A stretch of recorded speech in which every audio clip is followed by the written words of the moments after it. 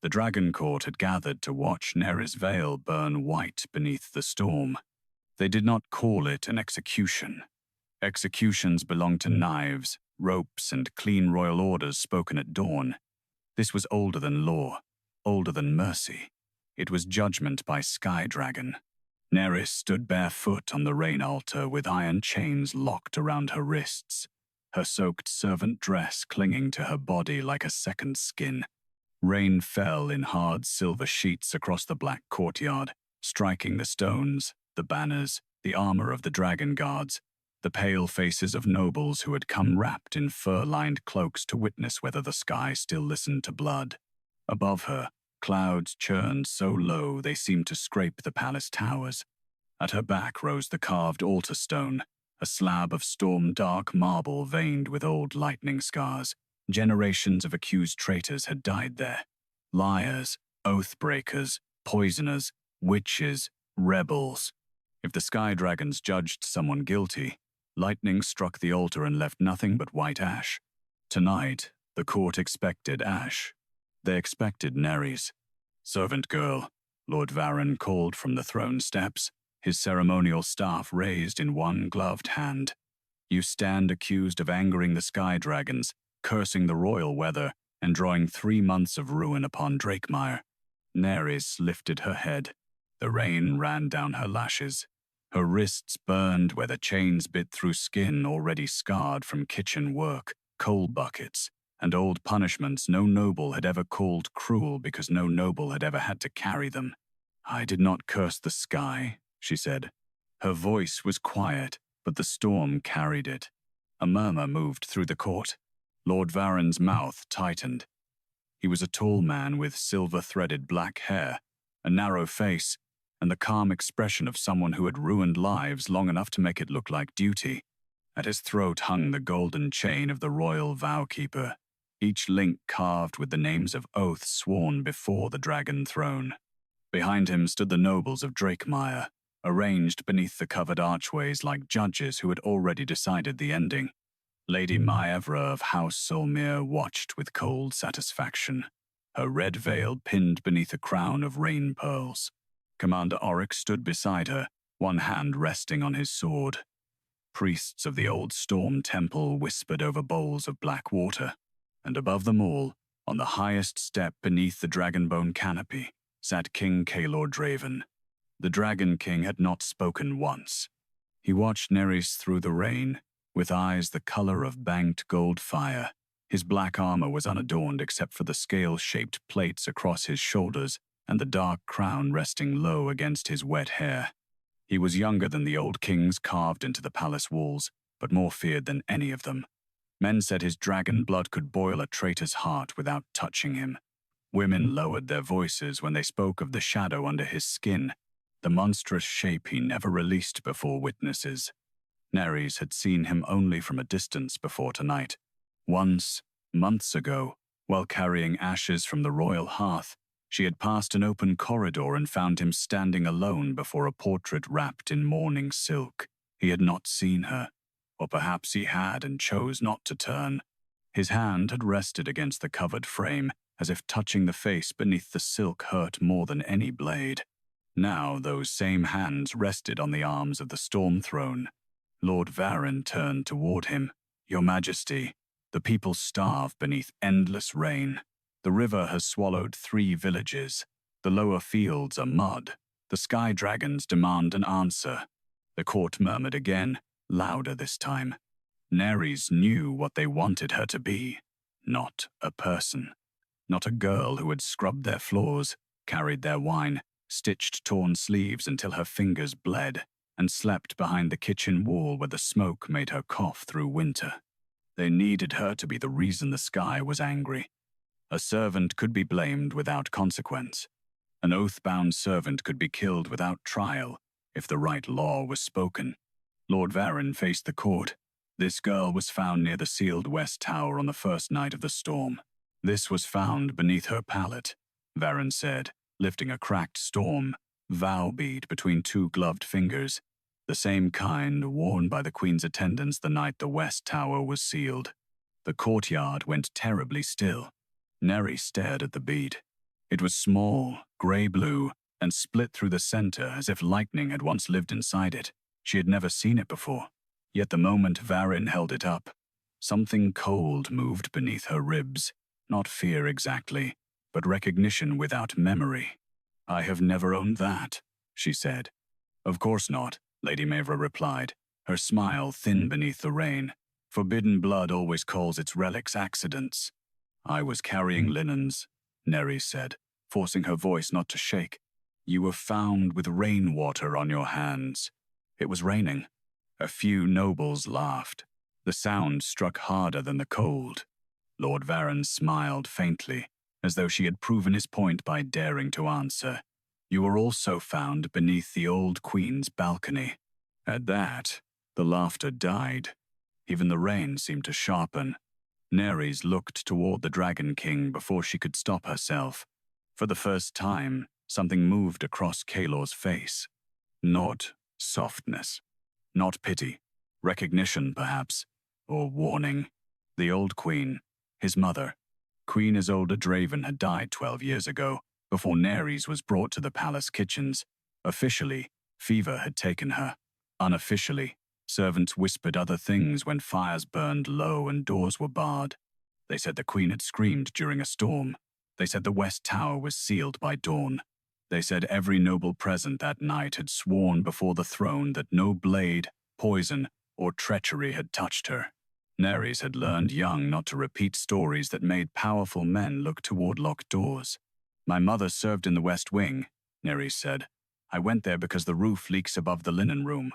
"Your mother," Lord Varin said, his voice turning smooth, "was dismissed from palace service for forbidden blood practices." Nerys went still. That was the first lie that truly hurt. Her mother had not been dismissed. She had vanished when Nerys was 8, leaving behind only a strip of grey cloth tied around her daughter's wrist and a warning whispered in the dark. "Never let them hear the rain answer you." "She was a laundress," Nerys said. "She was Storm-Vow filth," Lady Mavra said from beneath her red veil. The words moved through the courtyard like a blade drawn halfway from its sheath. Nerys did not know why her heart reacted before her mind did. Storm-Vow. She had heard the phrase only once, from her mother, spoken as if it were both prayer and curse. "Better forgotten," her mother had said. "Better buried. Better scarred than found." Lord Varin lifted his staff. "The ancient law is clear. If the accused is innocent, the storm will pass her by. If guilty, the sky dragons will strike." Nerys looked up. Lightning flickered inside the clouds, bright enough to reveal the vast shapes carved into the palace roof. Dragons with open wings, their stone jaws turned toward heaven as if waiting to drink fire. Her fear should have broken her then. It did not. Fear had lived with her too long to feel new. She thought of her mother's hands, cracked from soap and cold water. She thought of the night those hands had covered her mouth while thunder rolled above the West Tower. She thought of the strange mark that sometimes appeared beneath her collarbone when storms came too close, a thin silver line shaped like a broken wing. She had hidden it all her life. Tonight, the rain felt less like water on her skin and more like fingers searching for a name. King Kaelor Rose. The entire court fell silent. When he descended one step, even Lord Varin lowered his staff. The Dragon King's gaze remained on Nerys. "You claim innocence?" Nerys swallowed. The chains at her wrists felt suddenly heavier. "Yes." "You understand what happens if the storm disagrees?" "Yes." His expression hardened. "And still you stand by your word?" Nerys looked at the nobles who wanted her dead, at the priests who would call ash holy, at Lord Varin, whose calm face had not changed once since he began building her grave with sentences. Then she looked back at the king. "I have only ever owned my word," she said. "I will not surrender it now." Something in Kaelor's eyes changed. The storm answered before he could. Thunder cracked so violently that several nobles cried out. The altar beneath Nerys's feet began to glow, old lightning scars waking one by one in jagged silver lines. The chains around her wrists heated. Pain flashed up her arms. and she bit down on a sound she refused to give them. Lord Varen's face brightened with triumph. "There," he breathed. "The sky has heard." The first bolt descended. It came straight for Nerys, white and merciless, splitting the storm open from crown to earth. The court screamed. The priests fell back. Kaelor lunged down the steps as if instinct moved before command. But the lightning did not strike her. An inch above Nerys' bowed head, it stopped. The world turned silver. Rain froze in the air around her, each drop suspended like glass. The bolt curved, shuddering, alive with a power older than the throne. Then it split into two burning arcs and swept outward from her shoulders. For one impossible heartbeat, the storm gave Nerys wings. Not fire, not ash. Wings. Silver lightning unfurled around her chained body, vast and bright, while the rain bent away from her skin as if the sky itself refused to touch her. The court stared in horror. Nerys could not breathe. Lady Maevra's red veil slipped from her fingers. "Isolde," she whispered before she could swallow the name. Across the courtyard, Dragon King Kaelor Draven looked at her as though the storm had just spoken his dead mother's name. Then, far above the courtyard, the sealed west tower answered with one flash of silver light. For several breaths, no one moved.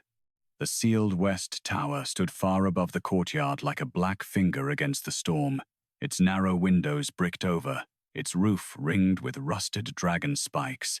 No light had burned there in 12 years. No servant climbed its stairs. No guard passed its door without touching iron. Yet silver light had answered from within.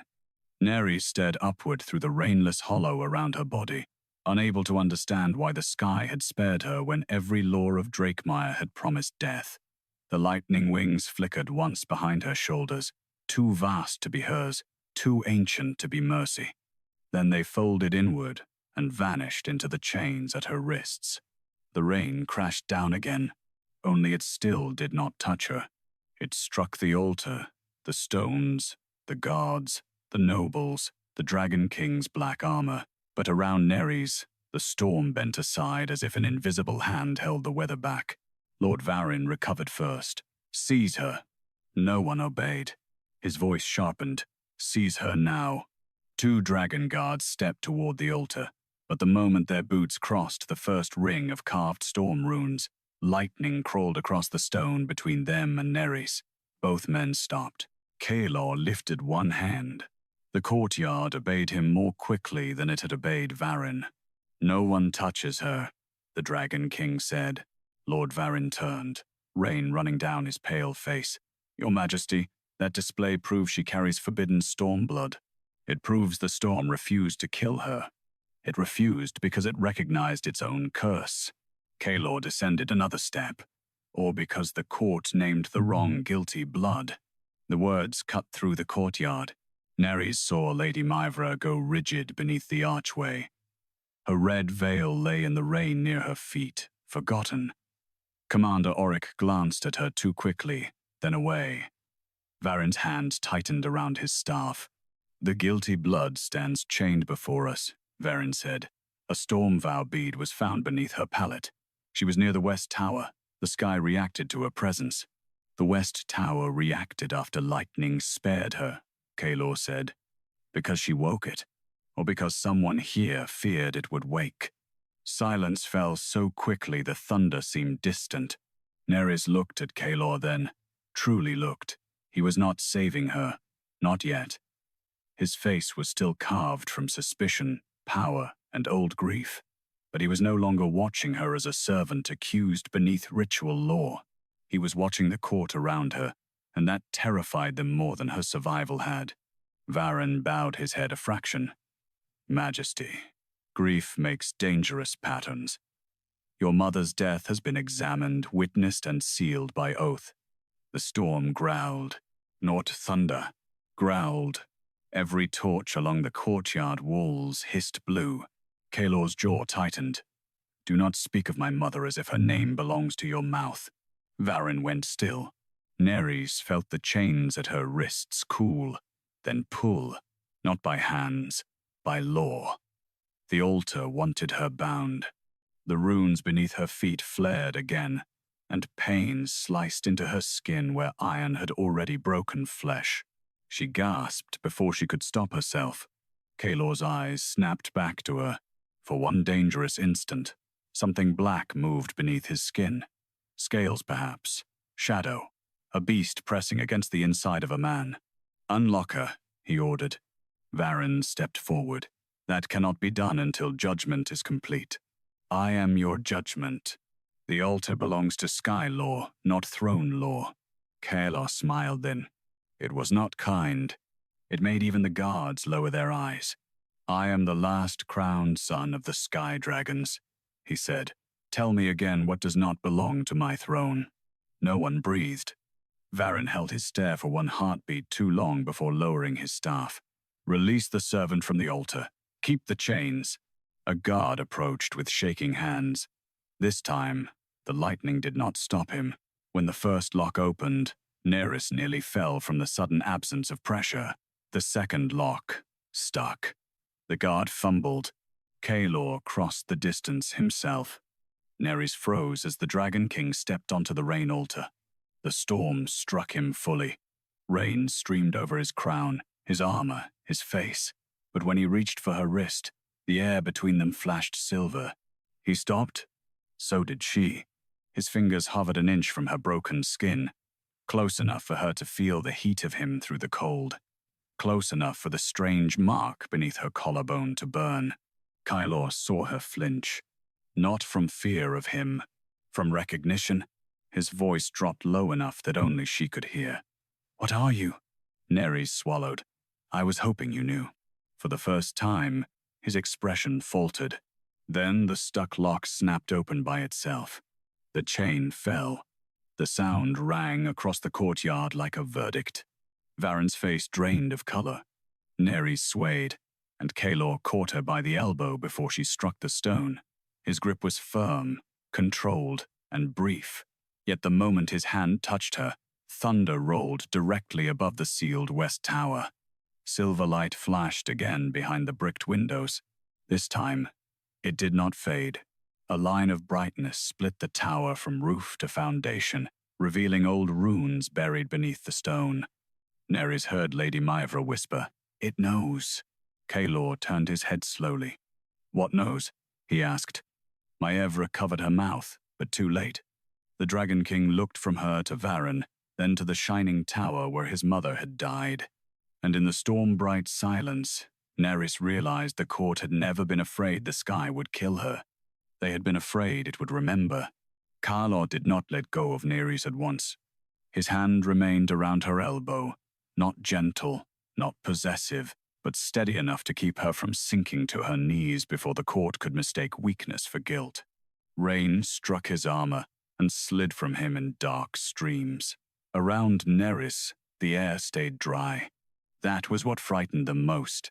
Not the lightning, the obedience. "Take her inside," Kaelor said.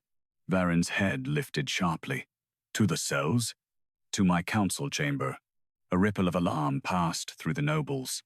Nerys felt it before she understood it. Servants were dragged to cells. Accused witches were taken to temple vaults. Traitors were hanged from the lower bridge.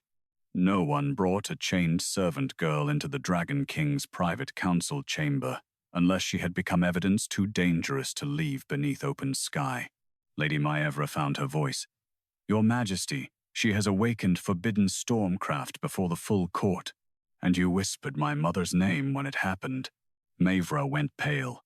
Kaelor looked at Varen. "Bring the bead." Varen bowed with visible effort. "Of course." "No," Kaelor said. "Not later. Now." For the first time, the royal vow keeper hesitated. It lasted only a breath, but the Dragon King saw it. So did Nerys. Varen opened his gloved hand. The cracked Storm-Vow bead lay in his palm, small and dull now, no longer shining with the convenient menace it had carried before the lightning came. Kaelor took it. The moment the bead touched his skin, the storm above the courtyard went silent. Not calmer. Silent. No rain, no thunder, no wind. Every drop hung suspended in the air around them. Nerys stared. Kaelor's fingers tightened around the bead until one edge cut his palm. A thin line of blood slid between his knuckles. The bead flashed silver. Then it cracked again. A woman's scream tore through the courtyard. Not from any living throat. The sound burst from the bead itself, brief and terrible, full of pain, betrayal, and a name Nerys almost understood before it vanished into thunder. Kaelor's face changed so completely that Nerys forgot to breathe. Grief passed through him like a blade finding an old wound. Then came rage. Who handled this before it was placed beneath her pallet? He asked. No one answered. Commander Oryx looked at Varen. Varen looked at the ground. Kaelor smiled without warmth. Good. We begin there. He turned and pulled Nerys gently but firmly from the altar steps. The guards parted. Some bowed. Others could not bring themselves to look at her. She walked because his hand guided her, and because falling would give the court too much pleasure. At the archway, Varen spoke behind them. Majesty, if you shield her and the storms continue, the lower houses will say you chose forbidden blood over your own starving people. Kaelor stopped. The threat was skillful. Not open rebellion, not accusation. Something colder. Political survival dressed as concern. Nerys expected the king to release her then. He did not. Instead, he looked back over his shoulder. Then the lower houses may come to the palace and explain why my mother's death cries from a bead found under a servant's bed. Varen said nothing. Inside, the palace corridors were warmer, but Nerys began to shake. The absence of rain made every sound sharper, her wet dress dragging over stone, the clink of broken chains at her wrists, Kaelor's boots beside her, the distant hiss of servants hiding behind doors. He led her into a long chamber lit by blue dragon fire. Maps covered one wall, old battle standards hung from another. At the center stood a black table carved with the kingdom's rivers, mountains, and storm roads. Only when the doors closed did Kaelor release her. Nerys stepped back at once. He noticed. A flicker of something almost like regret crossed his face, then vanished. You are afraid of me. I have reason to be afraid of everyone in this palace. That was not an answer. It was the honest one. His gaze held hers. The anger in him had not faded, but it no longer seemed aimed entirely at her. Did you plant that bead? No. Did your mother own one? Nerys hesitated. Kaelor's eyes sharpened. She looked down at her wrists. I do not know. When I was a child, she wore something under her sleeve. She never let me see it clearly. When storms came, she made me sleep beneath the washroom stairs where there were no windows. Why? Nerys remembered her mother kneeling before her, wet hair stuck to her temples, hands trembling as she tied grey cloth around Nerys' wrist. Never let them hear the rain answer you. She said the palace listens best when it pretends not to hear. Kaelor went still. Outside the chamber windows, lightning crawled across the sky without sound. Nerys lifted her eyes. Your Majesty, what happened in the West Tower? His face closed. For a moment, she thought he would punish her for asking. Instead, he turned toward the covered portrait at the far end of the chamber. The same mourning silk Nerys had once seen still draped it. My mother died there, he said. I was told fever took her. You did not believe them. I was 12. Belief was not required of me. The words were cold, but the wound beneath them was not. Nerys understood then. The Dragon King had not been spared power because he was royal. He had been trapped inside it. Before she could speak, the chamber doors opened. Varen entered with 4 guards and Lady Maivra at his side. Kaelor's hand moved to his sword. I did not summon you. No, Varen said. The council did.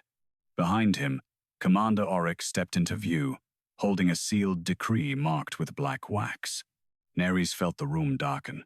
Varen looked at her, then at the king. Until the storm curse is contained, the council invokes emergency vow law. The servant girl is to be removed from royal protection and placed under temple custody. Kaelor's voice dropped. You dare. Varen's eyes hardened. For Drakemire, yes. The windows exploded with silver light, and from the sealed west tower, a bell began to ring.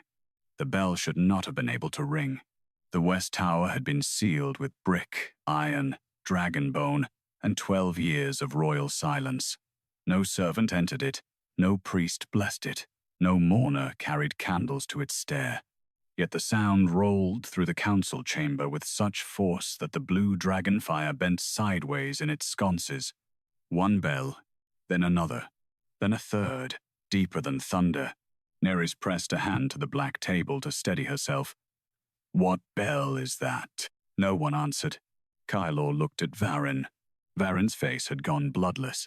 Lady Maivra gripped the edge of her red sleeve as if she could hold herself together by silk alone.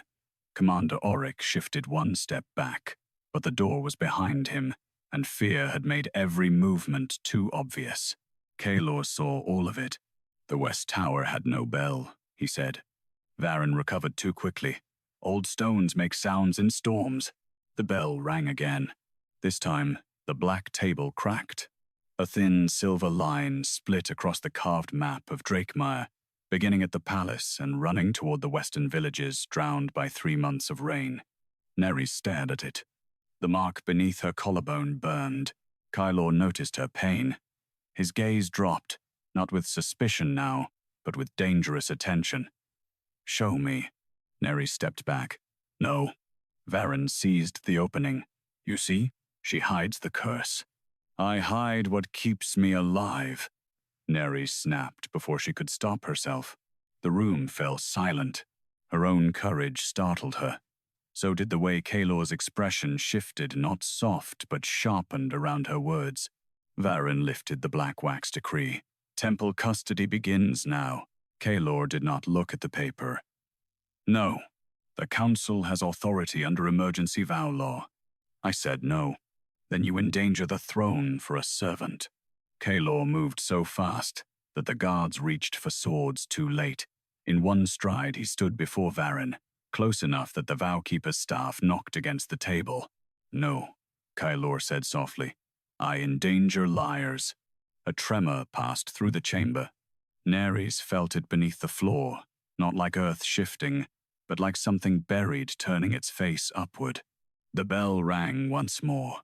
The mourning silk over Queen Isolde's portrait tore from its hooks. It fell to the floor.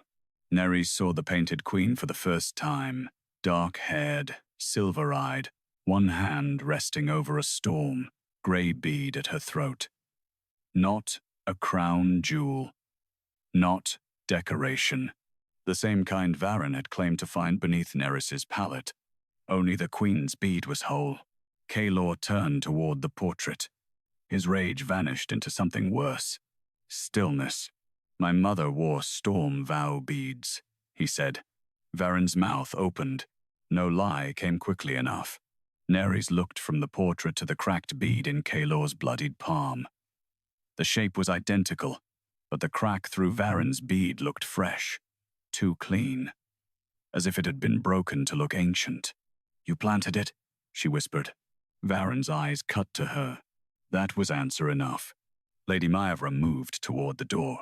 The windows flashed silver. Every latch in the chamber locked by itself. Maivra stopped. Kaelor did not raise his voice. No one leaves. Commander Oryx drew his sword. Majesty, this is no longer judgment. This is storm possession. Kaelor turned his head. Draw against me, and I will show you possession. For one moment, the human shape of him seemed too small for what lived underneath. Shadows spread from his shoulders like folded wings. Gold fire burned behind his eyes, and the chamber temperature dropped so sharply Nerys could see her breath. The guards lowered their blades. All except Oryx. He kept his sword raised, but his hand shook. Varen looked at him. Commander, by vow law, remove the girl. Oryx stepped toward Nerys. The mark beneath her collarbone flared. Pain folded her breath in half. She stumbled backward, hitting the edge of the table. Kaelor moved, but this time lightning struck between them, not from the sky, but from the cracked map beneath her hand. Silver fire circled Nerys's wrist. A voice that was not a voice moved through the chamber. Blood remembers the hand that swore. Auric froze. The silver fire leapt from the table to his sword. His blade turned white-hot. He screamed and dropped it. Across his palm, words burned into the flesh one by one. I held the door. Lady Maevra made a broken sound. Varen shouted, "Do not read it." But Kaelor already had.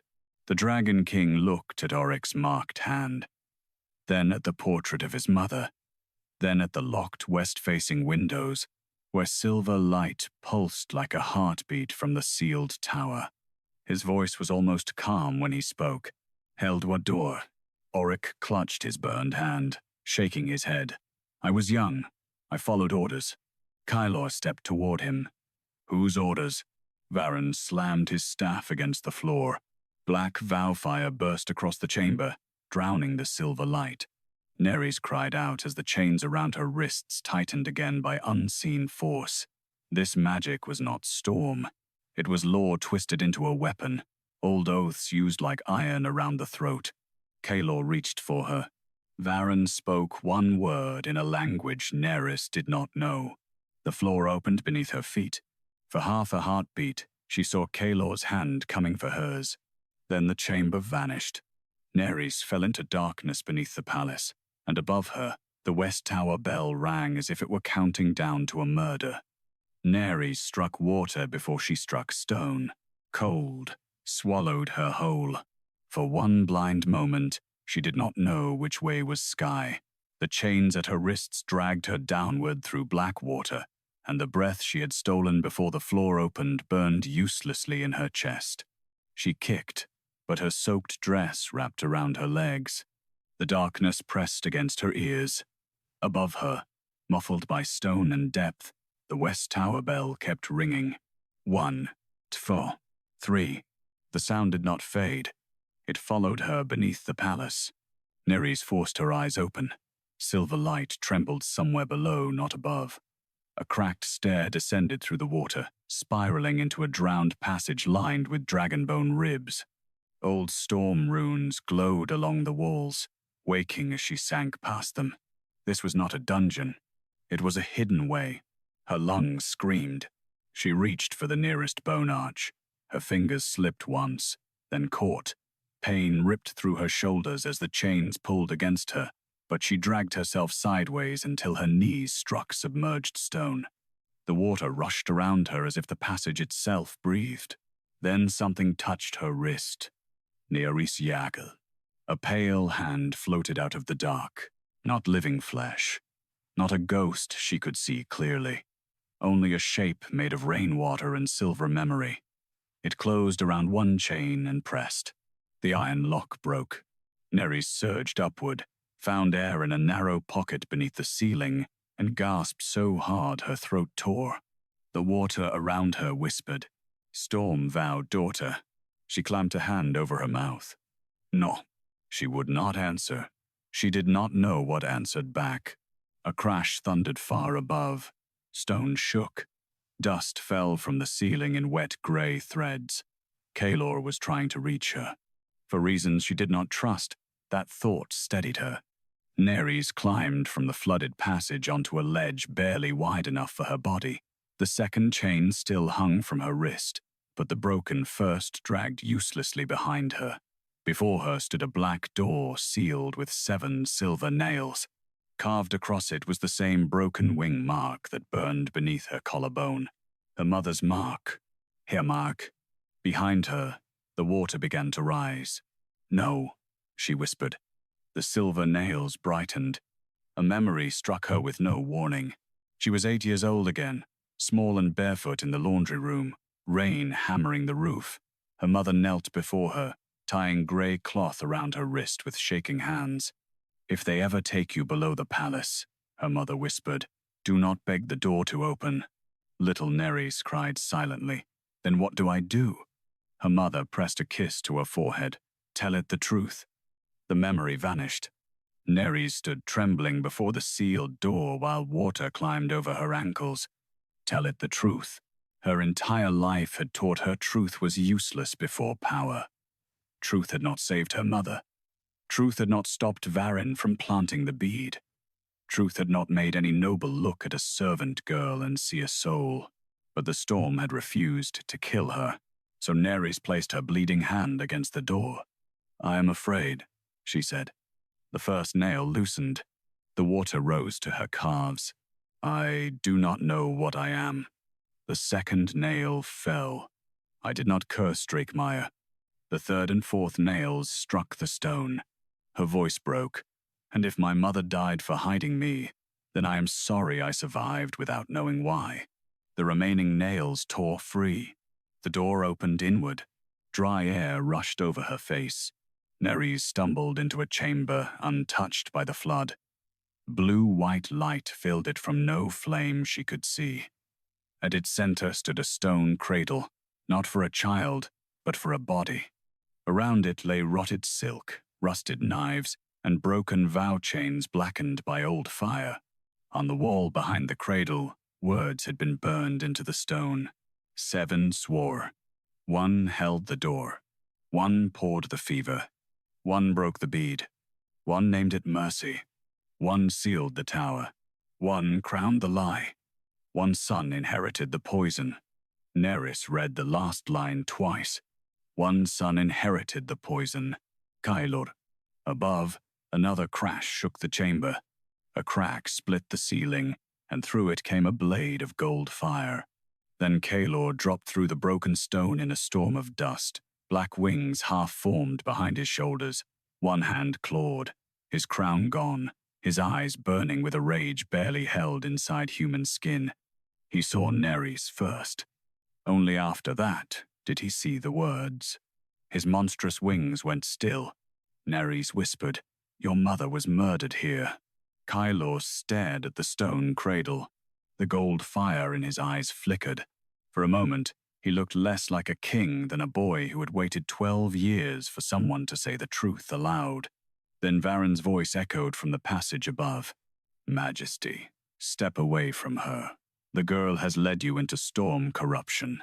Kaelor did not look away from the wall. Nerys saw him read the final line again.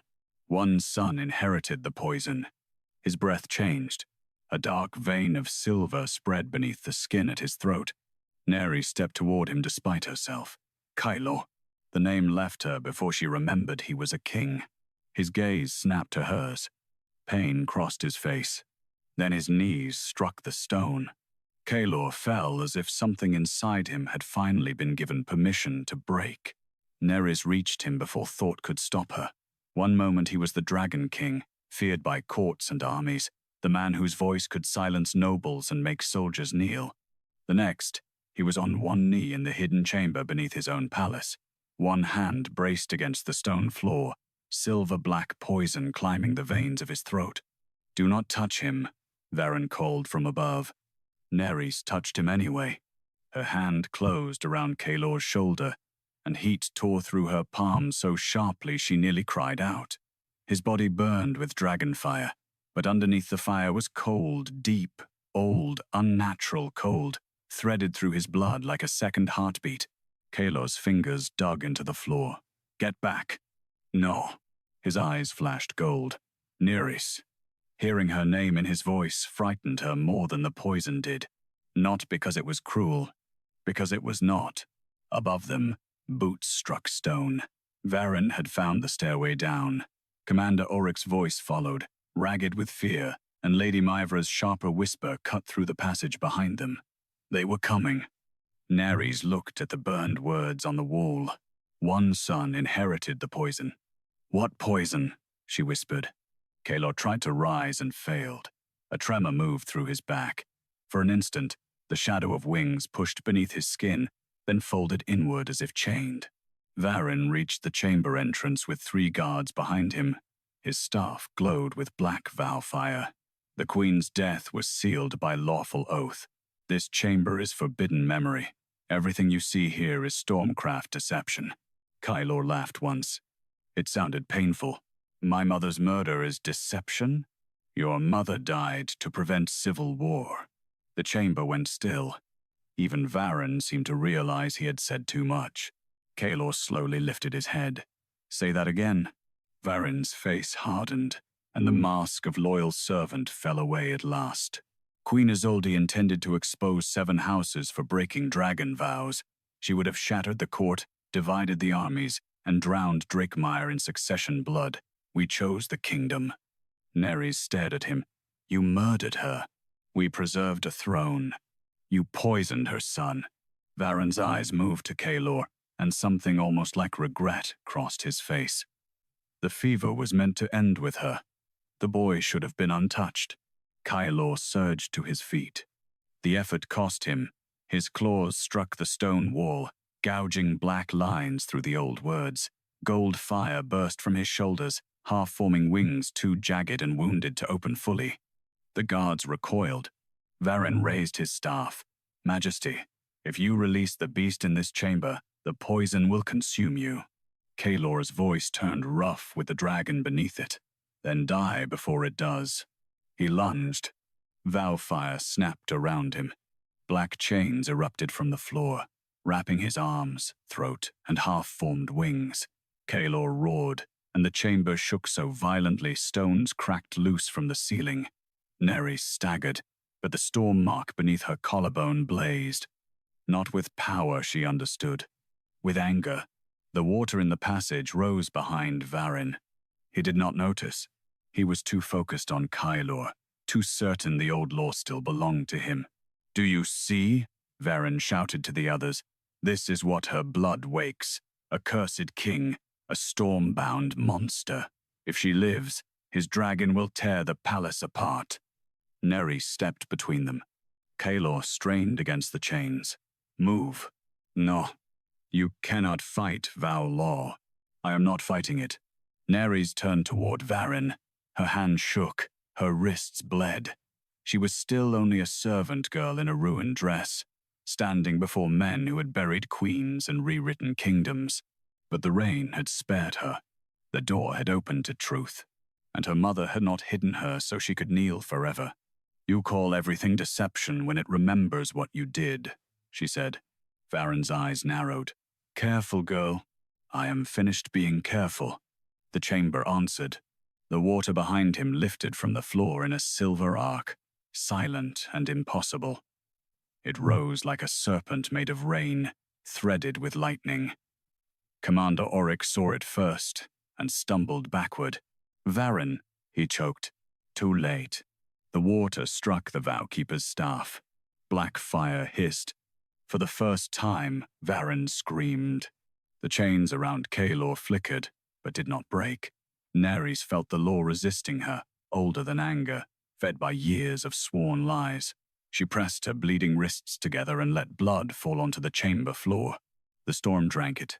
Silver light spread through the cracks. One by one, the burned words on the wall changed. 7 swore. 6 lied. 1 daughter remained. Varen looked at the wall. His face emptied. "No," he whispered. Nerys felt the chamber look at her. Not with eyes. With weather. A question moved through her bones, ancient and patient. "Judge?" She looked at Kaelor, trapped in black vow chains, fighting not to become the monster they had made of his grief. She looked at Oryx, whose burned hand still bore the words, "I held the door." She looked at Maevra, trembling at the chamber entrance, tears mixing with rainwater on her face. Then she looked at Varen. "No," Nerys whispered. The storm paused. Varen's fear flickered into triumph. Nerys lifted her chin. "Not yet. Not in a hidden room where they can bury the truth again." Kaelor stared at her through the chains. Nerys turned toward the passage leading up to the palace. "If the court condemned me in public," she said, "then the storm will answer in public." The silver water dropped. The black chains around Kaelor shattered. And far above them, every door to the Dragon Court blew open at once. The Dragon Court was still full when Nerys returned. No one had dared leave. The storm had seen to that. Every outer gate stood open, but beyond each archway rain fell in walls so thick they looked like silver bars. Nobles huddled beneath the vaulted edges of the courtyard, their fine cloaks soaked, their jewels dull, their faces stripped of ceremony. The altar still glowed at the center of the stones. Above it, the sealed west tower pulsed with light from roof to foundation. Nerys walked first. Not because she was fearless, because Kaelor was behind her, and if she looked back at the poison still darkening his throat, she might lose the fragile strength that had carried her out of the hidden chamber. The court saw her and recoiled. Then they saw the Dragon King behind her. His crown was gone. His armor was cracked across one shoulder. Black blood marked the corner of his mouth, and the shadow of dragon wings moved beneath his cloak with every breath. Yet he walked upright, and the nobles who had thought him controlled by law remembered too late that law had never made him king. Varen followed under guard. No chains held him.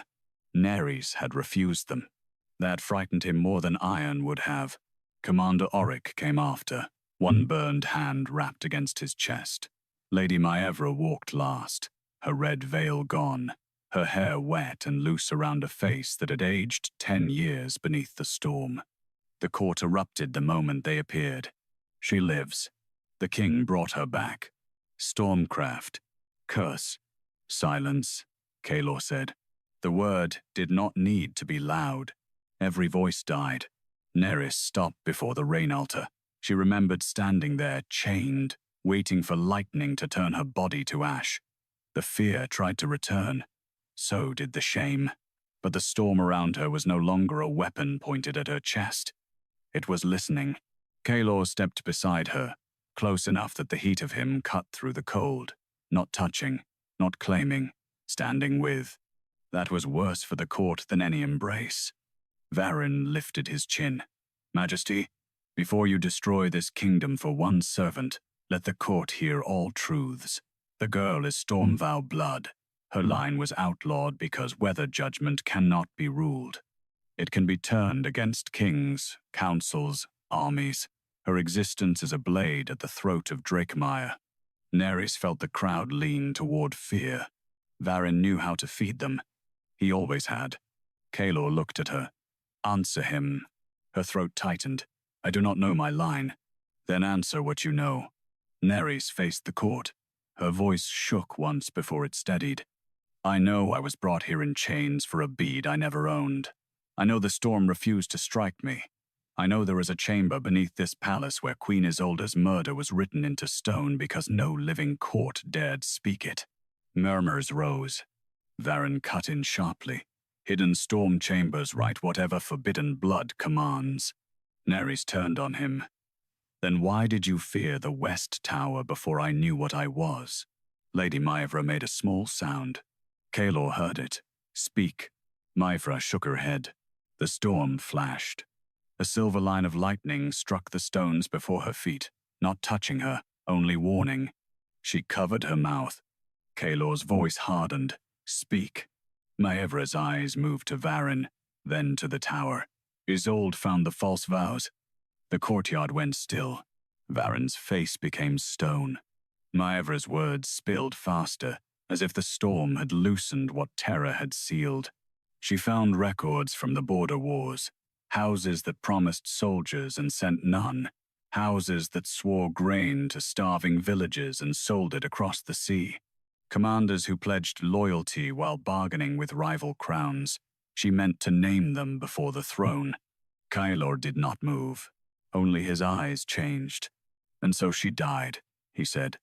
Maevra wept silently. Varen said exposure would break the realm. Varen snapped. It would have. And the fever? Kaelor asked. No one answered. Oryx stepped forward. His burned hand trembled as he unwrapped it. The words seared into his palm glowed silver. I held the door. I held the West Tower door, he said hoarsely. I thought they meant to frighten her into silence. I heard her scream. I heard your name, Majesty. She called for her son. Kaelor's face went white beneath the rain. Nerys felt him sway, just slightly. Without thinking, she reached for him. He caught her hand before the court could see his weakness fully. To them, it might have looked like restraint. To Nerys, it felt like a man gripping the edge of a world collapsing beneath him. Varen saw it too, and struck. "She poisons him," he shouted. "Look at your king. Look how her storm blood weakens him. The queen is dead. Will you let this servant finish the son?" Fear surged through the court again. Kaelor's grip tightened around Nerys's hand. The poison in his throat spread. Nerys felt it through his skin, cold and hungry. Varen raised his staff toward the altar. "By emergency vow law, I call final judgment." The rain altar flared black. Every old chain on the stone rose at once, not toward Nerys this time, toward Kaelor. The court screamed as the vow chains wrapped around the Dragon King's chest and dragged him to his knees before the altar where Nerys had been meant to die. For one terrible heartbeat, Nerys saw the court accept it, not because Kaelor was guilty, because fear was easier than truth. The black vow chains dragged the Dragon King to the rain altar, iron links biting through cracked armor, wrapping around his shoulders, his throat, the half-formed shadow of wings straining beneath his skin. Kaelor did not cry out. That frightened Nerys more than if he had screamed. His silence belonged to someone who had been taught too young that pain was another room a king must enter alone. Varen stood tall beneath the storm, his staff blazing black. "Behold what forbidden blood has done." She woke the poison in him. She dragged him beneath the palace. She returned with lies from a dead queen, and now the throne itself rejects him. "The throne did not chain him," Nerys said. "You did." Varen's eyes cut to her. "A servant girl does not interpret royal law." "No," Nerys said, stepping toward the altar. "But the storm does." The rain stopped falling on the entire courtyard. Every drop hung in the air. Thousands of silver beads suspended above nobles, guards, priests, banners, and stone. The world became a held breath. Varen's confidence flickered. Kaelor looked up at Nerys through the chains. The poison had spread to his jaw now, darkening the veins beneath his skin. Gold fire burned weakly in his eyes, but he still tried to rise. "Do not," he rasped. Nerys understood what he meant. "Do not stand between me and them. Do not reveal more of yourself. Do not give them another reason to kill you." But he had stood beside her when the court wanted ash. So Nerys stepped onto the rain altar. The black chains stirred, uncertain. Varen lifted his staff. "Remove her." No one moved. Nerys knelt before Kaelor, close enough to see rain trembling in his lashes, close enough to see that the Dragon King's monstrous form was not monstrous at all. It was wounded, forced inward, starved behind royal discipline and poisoned vows. "You asked what I am," she whispered. His mouth tightened. "I should not have." "Yes," she said, "you should." She placed her bleeding wrist against one black chain. Pain struck instantly. Not iron pain. Memory pain. She saw Queen Isolde in the West Tower, standing before 7 nobles while thunder shook the windows. She saw Varen younger, desperate, afraid of the name she meant to speak. She saw Maevra crying but not stopping him, Auric at the door. A cup of silver fever, a Storm-Vow bead crushed beneath a boot. Isolde collapsing, one hand reaching not for her crown, but for the child beyond the locked door. "Kaelor," Nerys gasped, but did not pull away. The chain beneath her wrist turned silver. Varen shouted something, but the suspended rain swallowed his voice. Nerys pressed harder. The queen did not curse him. Another chain changed. The poison was hidden in the vows sworn over her death. A third chain flashed silver. The more he trusted the court that murdered her, the deeper it rooted in his blood. The courtyard began to murmur, not in disbelief now, but horror. Kaelor's breath shook. "Nerys." She met his eyes. "You inherited their lie." The last chain across his chest cracked. Gold fire burst from him. The black links shattered outward, but instead of striking the court, the broken pieces rose into the air and hung there among the rain. Each fragment reflected a face. Varen, Maevra, Auric, 4 other nobles standing among the crowd. 7. The storm had found them. Varen staggered back. "No." The suspended rain moved, not downward, sideways. Each drop turned toward one of the reflected faces. The court began to back away from the 7 marked nobles. Some fell to their knees. Some whispered prayers. Some looked at Nerys as if they had watched a servant girl become something law had no word for. Kaelor rose slowly, free, but not whole. The poison still darkened his throat, though now silver light threaded through it, fighting back. Varen saw him stand and made his final mistake. He drew a hidden blade from inside his sleeve and lunged toward Nerys. Kaelor moved first. Not as a man. Not fully as a dragon. A black wing tore through the rain behind him, vast and burning at the edges with gold fire. He caught Varen by the wrist before the blade reached Nerys's back. The sound of bones breaking was small beneath the storm. Varen cried out and dropped the knife. Kaelor's voice carried across the courtyard, deepened by the beast beneath his skin. "You will not touch her again." Nerys looked at him then, truly looked, and something dangerous passed between them. Not gratitude, not romance yet, something sharper. Recognition forged in survival. Varen sank to his knees, clutching his broken wrist. "If I fall, the houses fall with me." Kaelor's smile was cold. "Then let them learn the ground." The west tower flashed one final time. The suspended rain fell, but it did not fall everywhere. It struck only the 7. Silver rain burned across their cloaks, their hands, their throats, writing words into skin and silk and armor. One poured the fever. One broke the bead. One sealed the tower. One crowned the lie. One sold the silence. One held the door, and across Varen's chest, brighter than all the rest, one killed the queen. The dragon court screamed. Nerys turned toward Kaelor, but he was no longer looking at Varen. He was looking at her wrist, where the silver rain had written a different truth. "Last Storm-Vow daughter. Last Storm-Vow daughter." The words burned across Nerys's wrist in silver rain, bright enough that no noble could pretend not to see them. For a moment, she wished she could hide her hand. It was foolish, childish. After everything the storm had shown, after the altar, the tower, the chamber beneath the palace, after Queen Isolde's murder had been written across the guilty in living rain, Nerys still felt the old servant instinct rise inside her. Lower your eyes. Cover the mark. Make yourself smaller before someone powerful decides your existence is an insult. Then Kaelor stepped in front of her, not to hide her, to give the court one final chance to understand where he stood. The Dragon King's black wing remained half unfurled behind him, torn through with gold fire and shadow. Poison still marked his throat, but the silver light in his veins had begun to push against it. He looked wounded, dangerous, and more alive than he had looked since Nerys first saw him beneath the storm throne. "Read it," he said. No one moved. Kaelor's voice sharpened. "Read what the storm wrote." A priest of the old storm temple dropped to his knees. His hands shook as he looked at Nerys' wrist. "Last Storm-Vow daughter." The words passed through the court like fire through dry silk. Lady Maevra sank to the stones, silver rain still burning across her hands. "We thought the line ended." Nerys looked at her.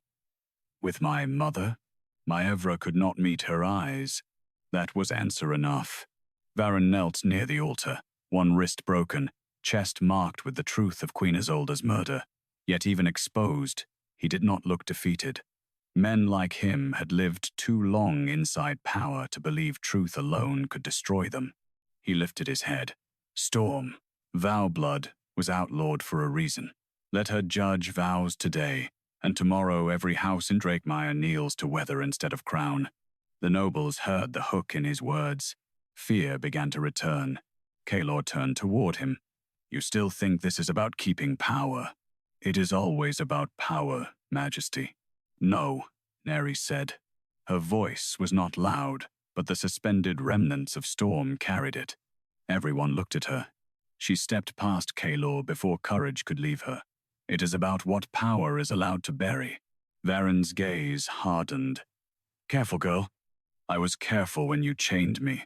I was careful when you planted a relic beneath my bed. I was careful when you called my mother filth. I was careful my whole life, and still you brought me here to die." The silver words on her wrist brightened.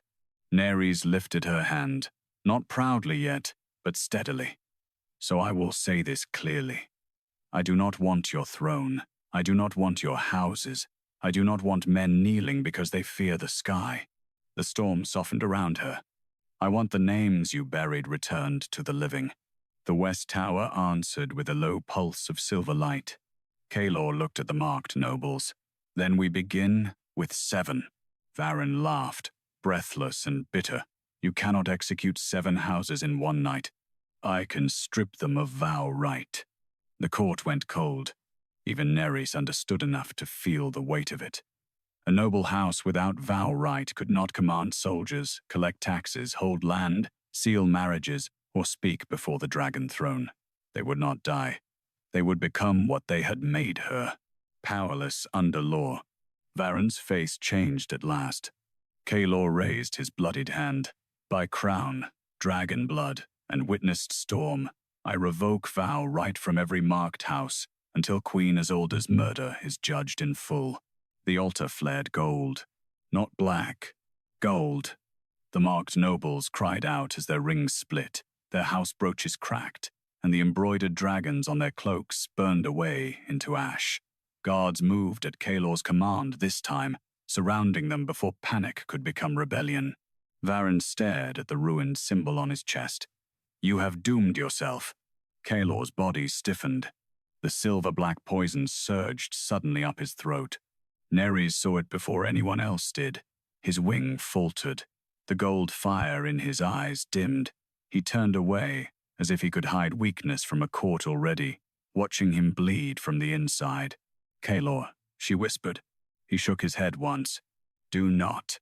But the storm mark beneath her collarbone burned with an answer she had not asked for. The poison was not only in his blood. It was in the final vow. Nerys looked at Varen. "What did you make him swear?" Varen's mouth curved. Kaelor dropped to one knee. The court cried out, but Nerys heard only Varen's soft reply, that he would never ask how his mother died. The words struck Kaelor like a blade. His dragon wing collapsed into shadow. Nerys knelt beside him, one hand hovering near his face. "You were a child." Kaelor's breathing was ragged.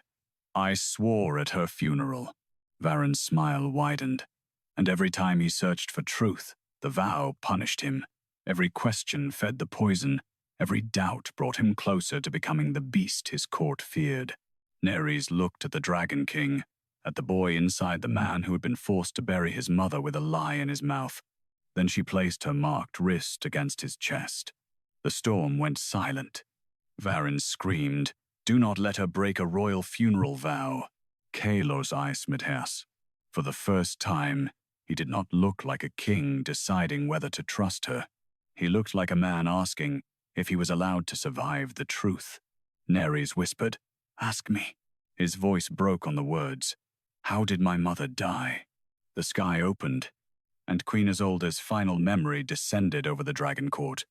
The sky did not show Queen Isolde's death gently. It tore the memory open above the rain altar for every noble, guard, priest, and servant to witness. Silver lightning spread across the storm clouds like a vast mirror. In it, the West Tower appeared as it had been 12 years before, unsealed, candlelit, and beautiful in the way doomed places sometimes were before blood taught them their true name. Queen Isolde stood at the center of the chamber in a dark blue gown, her Storm-Vow bead resting whole against her throat. She was not fevered, she was not weak. Her silver eyes burned with the calm fury of a woman who had found betrayal written in the hands of men who still bowed to her. Before her stood 7 nobles, Varen, Maevra, Auric, and 4 others whose marked descendants now trembled in the courtyard below. "You swore soldiers to the northern pass," Isolde said in the memory. "You sent empty banners." Varen's younger face was pale but controlled. The pass was already lost. "You swore grain to the drowned villages." Maevra began to cry. "We needed coin for our own people." "You swore loyalty to my son."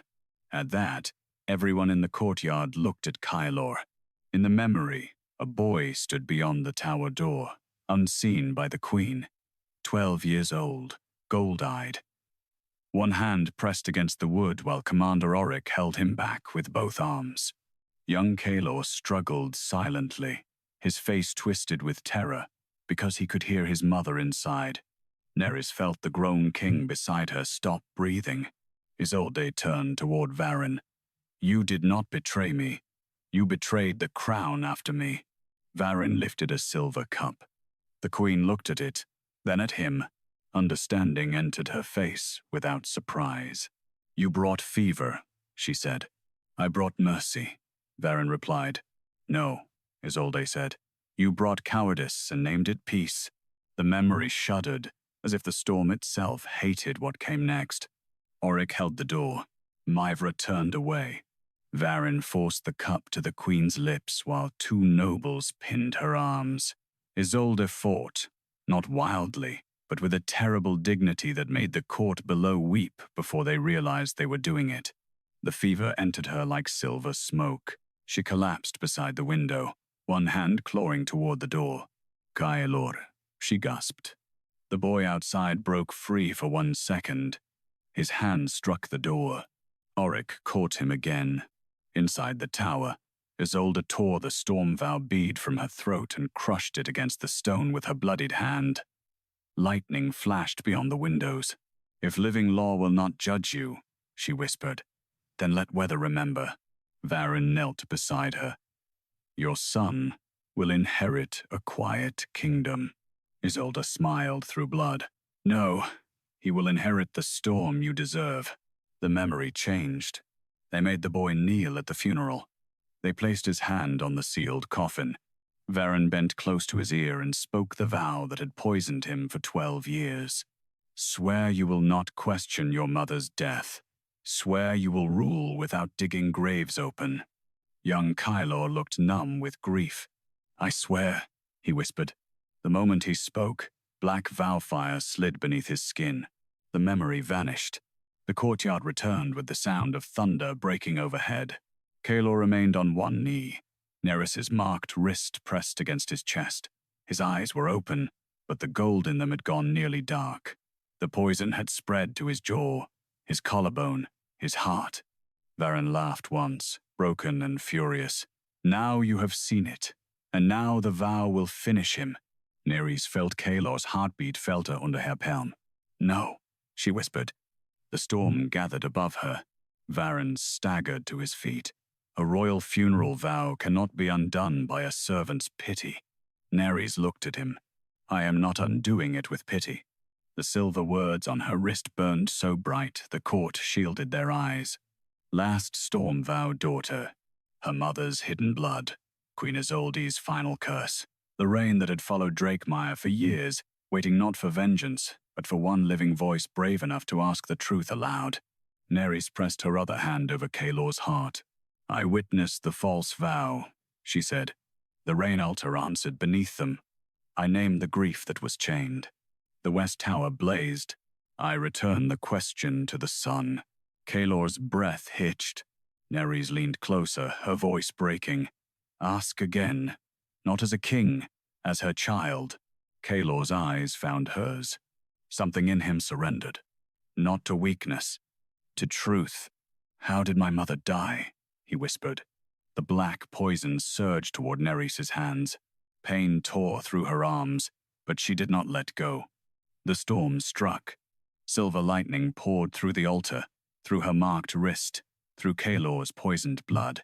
The force lifted them both from the stone. The court screamed, but Nerys heard only Kaelor's heart fighting beneath her palms and the echo of Queen Isolde's voice in the rain. "My son was never the curse." The vow shattered. Kaelor roared. Gold fire exploded from his body, burning through the black poison in a storm of light. His dragon wing unfurled fully for the first time, vast, dark, and edged in living flame. The chains on the altar melted into silver rain. The crownless king rose from his knees with Nerys still before him, one hand gripping hers as if letting go would return him to the lie. Across the courtyard, Every marked noble fell flat against the stones. Varen screamed as the words across his chest deepened from silver into fire. One killed the queen. Kaelor turned toward him. The Dragon King's voice was no longer poisoned. It was clear. "Lord Varen," he said, "by the truth you buried, by the queen you murdered, and by the storm that spared the innocent girl you tried to burn, I strip you of name, oath, house, and breath before the dragon throne." Varen tried to speak. The storm took the words from his mouth. Not with lightning, with silence. For the first time in his life, the Vowkeeper could command nothing. Kaelor looked to the guards. "Take him." They obeyed. As Varen was dragged from the altar, he stared not at Kaelor, but at Nerys. "You do not know what you have become," he rasped. Nerys stood trembling, blood on her wrists, stormlight fading from her skin. Kaelor's hand tightened around hers. "She becomes what Drakemire should have feared most," he said. "A woman the truth chose to keep alive." The storm did not end when Varen was taken. It waited. That frightened the court more than thunder. The nobles remained kneeling or frozen beneath the open sky, their fine clothes soaked through, their faces pale with the knowledge that weather had become witness. The 7 marked houses were dragged from the altar one by one. Some begged Kaelor. Some begged the priests. One tried to deny the words burned into his own skin until silver rain struck his tongue and left him voiceless. Nerys watched it all with trembling hands. She had imagined power would feel like fire. It felt heavier. It felt like standing where no one could afford to look away from her anymore, and realizing visibility had its own kind of danger. Kaelor noticed. He always seemed to notice too much now. "You do not have to watch," he said quietly. Nerys looked at the altar where she had been chained. "Yes, I do." His expression tightened, but he did not argue. The court needed to see her remain. Not cruel, not triumphant, not drunk on the storm that had named her. Alive. That was its own judgment. Lady Maevra was the last of the 7 still before the altar. Silver words glowed across both her palms. One crowned the lie. She knelt, with her hair plastered to her face, stripped of veil, title, and false grace. Kaelor looked down at her. "Why did you say my mother's name?" Maevra's mouth trembled. "Because when the lightning formed wings behind the girl, I saw Isolde standing in the tower window." Nerys went still. Kaelor's eyes sharpened. "When?" "Tonight," Maevra swallowed. "Before the second flash." She was not flesh. Not ghost, perhaps. I do not know. But she was there. The West Tower pulsed once, softly, like agreement. Kaelor turned toward it, and the power in him seemed to quiet. The dragonfire around his wing dimmed from battle-bright gold to something warmer, sadder.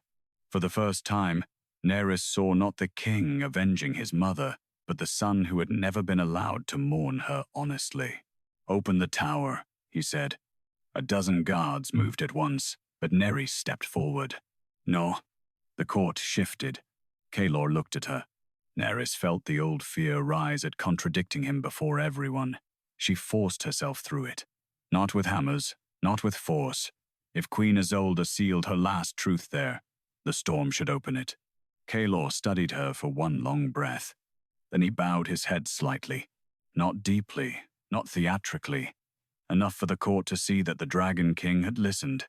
"Then ask it," he said. Nerys walked through the rain toward the tower gate. This time, the storm did not bend away from her entirely. It touched her hair, her cheeks, her torn sleeves, gentle as fingers. Behind her, Kaelor followed at a distance that protected without claiming.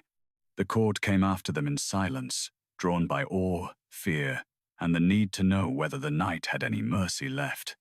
At the base of the West Tower, the sealed door waited beneath layers of brick and black iron. Nerys placed her marked wrist against it. "I do not command you," she whispered. "I only ask what was stolen to return." The tower opened. Stone did not break. It exhaled. Silver light slipped through the cracks. and the bricks loosened one by one, lowering themselves to the ground as if set down by invisible hands. The iron bars melted into rain. The door swung inward. Inside, the air smelled of dust, storm water, and old roses. Kaelor stopped at the threshold. Nerys did not touch him, though she wanted to. "You can enter." His jaw tightened. "I know." But knowing and stepping were different wounds. So she entered first. The tower chamber was not as the memory had shown it. Time had stripped the candles, rotted the silk, and turned spilled blood into dark stains no rain had washed away. Yet at the center of the floor, beneath the broken window, lay Queen Isolde's whole Storm-Vow bead.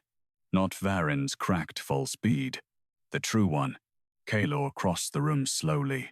His wing folded into shadow behind him, leaving only the man. He knelt and lifted the bead with both hands. Silver light filled the chamber. Queen Isolde appeared before him in the rain-bright air. Not solid, not living, but clear enough that the court outside fell to its knees. Kaelor did not. He stared at her as a son. "My son," she said. His face broke. Only for a moment. But Nerys saw it, and so did the storm. "I believed them," he whispered. "No," Isolde said gently. "You survived them." His breathing shook. "They made me swear." "I know. I stopped asking. You were a child." Kaelor bowed his head over the bead. The Dragon King, who had faced rebellion, poison, and ritual law without pleading, whispered one word into the broken tower. "Mother." The storm answered with rain against stone, soft as weeping. Isolde gave a move to Nerys. Nerys went still. "Your mother carried my last vow from this tower," the queen said. "She hid you because the Storm-Vow line was the only blood that could wake weather judgment again." Nerys' throat closed. "Did she live?" The queen's silence was tender and terrible. Nerys closed her eyes. Kaelor rose and came to stand beside her. Not in front this time. Beside. Isolde's figure began to fade. Let no court again confuse silence with peace. Let no servant be made ash so nobles may keep clean hands. Let the storm judge only when living law refuses truth. The bead dissolved into silver rain. It fell onto Kaelor's crownless head, onto Nerys' marked wrist, onto the stones where Isolde had died. Then the storm finally broke. Clouds parted over Drakemire for the first time in 3 months. Dawn came slowly, pale gold spilling across the palace roofs, the drenched court, the ruined altar, the open west tower. No one cheered. Some truths were too grave for celebration. Kaelor faced the assembled nobles. "By sunrise," he said, "every oath sworn under Varen's chain will be reviewed. Every servant bound by debt, oath will be brought before the throne. No house will hold a life by law it cannot defend before truth." A murmur moved through the court. This one was not mockery. It was fear becoming obedience. Then Kaelor turned to Nerys. The watching court seemed to vanish around them. "I cannot return what they took from you," he said. "Not your mother, not your childhood, not the years this palace taught you to lower your eyes." Nerys held his gaze. "No." His voice softened, though nothing about him became weak. "But I can make certain no one in Drakemire ever chains you again." A dangerous ache opened in her chest. "Is that a king's promise?" she asked. Kaelor looked at her marked wrist, then at her face. "No, a man's." For a long moment, Nerys did not answer. Then she offered him her hand, not because he chose her, because, before the whole dragon court, he had chosen truth when it cost him power, pride, and the last lie protecting his heart. Kaelor took her hand carefully, as if she were neither servant nor weapon, but something sovereign enough to wound him by leaving. Above them, the last silver thread of lightning crossed the clearing sky. Not a threat, a vow. And when Nerys walked down from the west tower beside the Dragon King, the court did not bow to her because they feared the storm. They bowed because at last they understood why it had spared her.